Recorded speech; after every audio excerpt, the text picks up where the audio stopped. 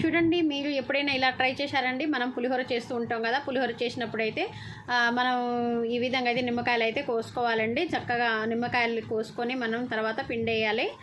మనం పులిహోర చేసుకున్నప్పుడు చాలామందికి అయితే ఉప్పు అనేది ఎలా కలపాలనేది కూడా డౌట్ అయితే ఉంటుంది కదా. వాళ్ళ కోసం అయితే ఈ వీడియో చేస్తున్నాను ఫ్రెండ్స్.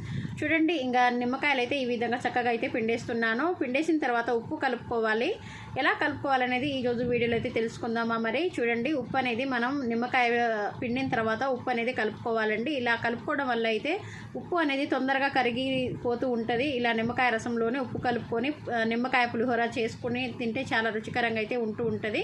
చూడండి, ఇంకా ఈ విధంగా అయితే కలుపుకొని కాసేపు అలా నానబెట్టేస్తూ ఉంటే ఇంకా అవి ఉప్పు అనేది కరిగిపోతూ ఉంటుంది. ఇంకా మనం తర్వాత పులిహోర అనేది చేసుకుంటే చాలా టేస్టీగా అయితే ఉంటుంది. ఈ విధంగా చేయండి. చాలామంది ఒక్కొక్కరు ఒక్కొక్క టైప్లో చేస్తూ ఉంటారు. బట్ నాకు తెలిసింది ఈ విధంగా అయితే మేము ఎప్పుడు చేస్తూ ఉంటాం. నా పిల్లలకైతే పొద్దున్న ఎర్లీ మార్నింగ్ చేస్తూ ఉంటాం కాబట్టి